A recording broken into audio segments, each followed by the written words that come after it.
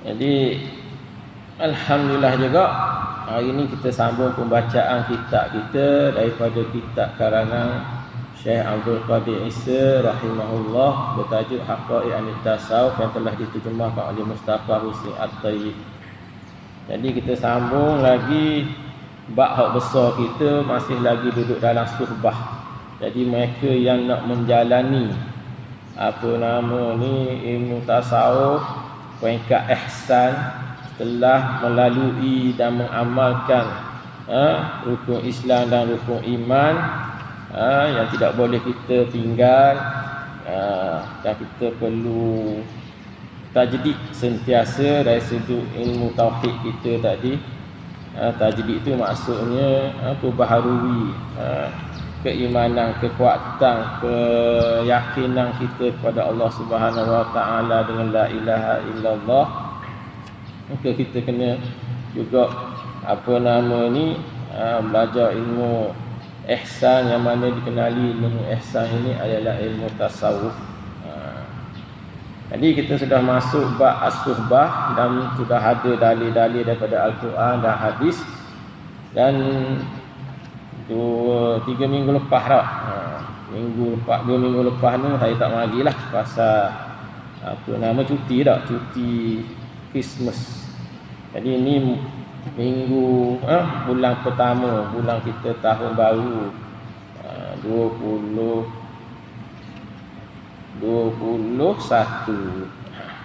Jadi muka surat 51 ada kata-kata pengukuhan atau dalil daripada Abu Hamid Ar-Razali, Imam Ghazali, yang mana tidak asing dalam dunia tasawuf. Dunia orang yang belajar ilmu tasawuf memang rujukan Imam Ghazali lah. Jadi cerita dalam kitab ni, setelah Imam Ghazali terjaga daripada tidurnya yang dapat daripada Allah supaya tinggalkan urusan dunia yang melalaikan, iaitu jangan cerita dunia banyak sangat, kerja dunia banyak sangat. Jadi di sana dapat kita ambil kira bahawa sangat pentingnya mencari mursyid, seorang syekh mursyid yang boleh memberi panduan dan tunjuk ajar kepada kita. Dan dia kata lagi murabbi, yang boleh memberi tunjuk ajar juga secara khusus kepada diri kita lah. Jadi kita tak akan menyeleweng atau tersilap. Jadi kadang-kadang kalau kita urusan yang penting, kalau kita tidak berbincang dengan orang yang tahu, maka mungkin tidak berapa tepat dengan amal kerja buat kita, khususnya berkaitan dengan ibadat kepada Allah Subhanahu Wa Taala. Jadi paragraf kita masuk muka surat 52, di antara kata-kata beliau. Kata-kata beliau ni kata Abu Hamid Ar-Razali, Imam Ghazali kita lah. Dia kata tidak syak lagi, tidak ada keraguan lagi, tak payah buat keliru lah.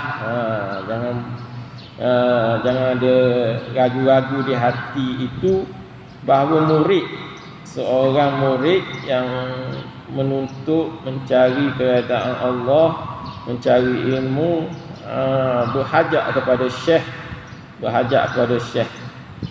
Syekh di sini merujuk kepada guru sufi lah. Kerana di atas sana ni disebut syekhku itu Yusuf An-Nasash. Jadi Imam Ghazali ada syekh yang khusus, walaupun dia dah jadi orang yang hebat ketika itu, pernah menjadi naib chancellor di Universiti Nizamiyah pada ketika itu di negara Iraq sana, tapi dia masih juga bersama dengan syekhnya. Apa-apa masalah dia akan rujuk kepada syekhnya itu. Dia kata untuk diteladani supaya dia menunjukkan jalan yang lurus, supaya dapat dia berada di dalam lorong jalan yang sentiasa tidak tergeleher lah, tergelecoh, tersisih kepada tempat-tempat yang lain. Jadi sesungguhnya jalan agama itu sukar. Memang kita dalam agama ni sukar. Nak buat hak perkara jalan agama, jalan hak yang baik, memang ada cabaran dan dugaan. Ada dugaan daripada nafsu kita. Sebab tu ada ulama sufi dia kata dapat tidak kita kena mujahadatun nafs. Kalau tidak, kita tidak akan berada dalam keadaan yang diredai. Dan mungkin berada dalam keadaan sesat ataupun dalam keadaan maksiat selama-lamanya tanpa disedari. Jadi memang tu sukar. Nak cari hak baik ni ada pula, ada gangguan pula. Jadi itulah yang dikatakan perlu kita cari sungguh-sungguh, cari betul-betul, bukan buat main-main ni. Sedangkan jalan syaitan itu banyak lagi nyata. Jadi jalan hak agama hak baik, ada jalan hak yang kedua, jalan syaitan. Jadi dalam Al-Quran ada kata wa hadai a'udzubillahi minasyaitonir rajim wa hadainahun najdain. Kami bagi kamu dua jalan. Kamu pilih hak mana kamu nak. Jadi kita tiap-tiap hari dalam solat disuruh membaca dan minta doa. Baca surah Al-Fatihah tu tidak langsung kita minta sama dah dengan Allah supaya diberikan hidayah petunjuk daripadanya. Jadi kita ni tidak ada apa yang hebat, semuanya bergantung kepada Allah Subhanahu Wa Taala.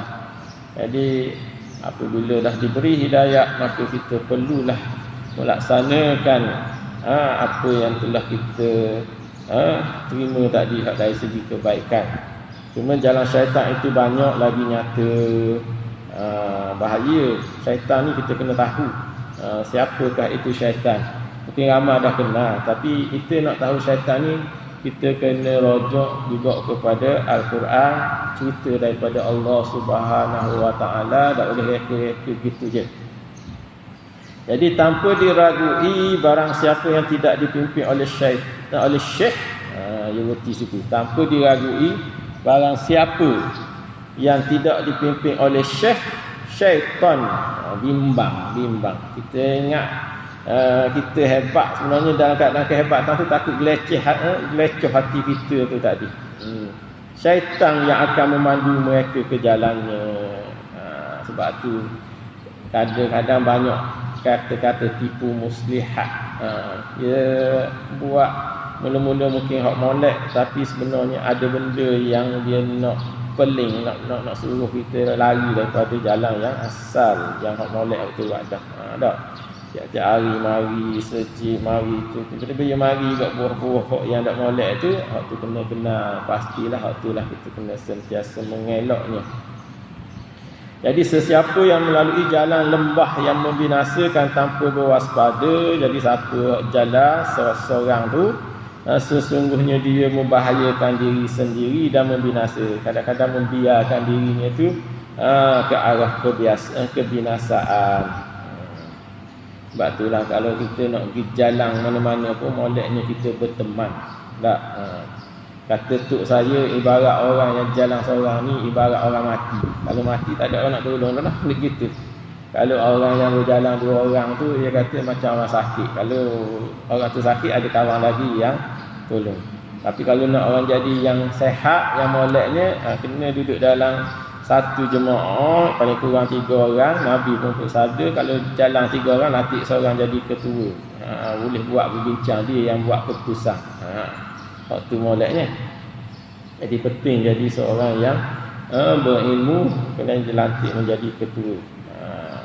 Jadi ketua tu kena pandai-pandai cari hak yang mereka kalau nak pergi jalan mana. Kuala Lumpur, lantik orang yang pernah dah mengalami atau pernah pergi ke Kuala Lumpur. Jangan nanti orang tak pernah pergi Kuala Lumpur, sesak barat lah pula kan. Tak, ni kan banjir. Jadi kalau ikut orang redah banjir juga, nak cari jalan alternatif hak lain, mungkin kita akan tersesat ke mana-mana lah tak. Ada orang bila kena banjir di LPT 2 tu, dia cari jalan susu masuk ikut kapung. Akhir-akhir boleh balik ke Kuala Lumpur. Jadi hak itulah fenomena bila dia berjalan dalam agama begitu juga, nampaknya tenang je, tapi ada benda yang berlaku tu mungkin tidak disedari siapa yang nak buat keputusan. Sebab itulah perlu kepada seorang guru. Dia akan duduk bersendirian. Jadi kalau orang tak ada guru ni, dia sebenarnya duduk diri dia sendiri saja, seorang seumpama pokok yang tumbuh sendiri tanpa ditanam. Dia tumbuh diri. Jadi pokok yang dijaga rapi dengan pokok yang tumbuh sendiri ni berbeza. Kalau hak dia apa, dia akan diberi semai yang tadi dibajai dengan baja yang molek lah, dijaga oleh tuangnya. Masa dia nak kering atau layu, dibagi baja supaya segar. Bila sampai masa untuk berbuah, dia bagi baja buah pula. Jadi mereka yang hidup berguru ini dia mudah sebenarnya. Dia akan menyenangkan kehidupan dia, tak perlu fikir banyak lah. Gitu. Sekali pun mampu hidup buat seketika dan berdaun, dia tidak akan mengeluarkan buah. Ni ibarat gitulah orang yang duduk seorang ni, pokok yang tumbuh sendiri, dia tak akan comel, biasanya dia akan kering dan layu. Itulah umpamaan hidup kita yang duduk seorang tadi. Dan akhirnya kemungkinan tidak mampu untuk mengeluarkan buah. Jadi oleh itu tempat bergantung murid ialah syekhnya yang maka berpegang teguhlah kepadanya. Jadi kalau jumpa syekh, maka cari berpegang teguhlah kepadanya. Cuma hari ini saya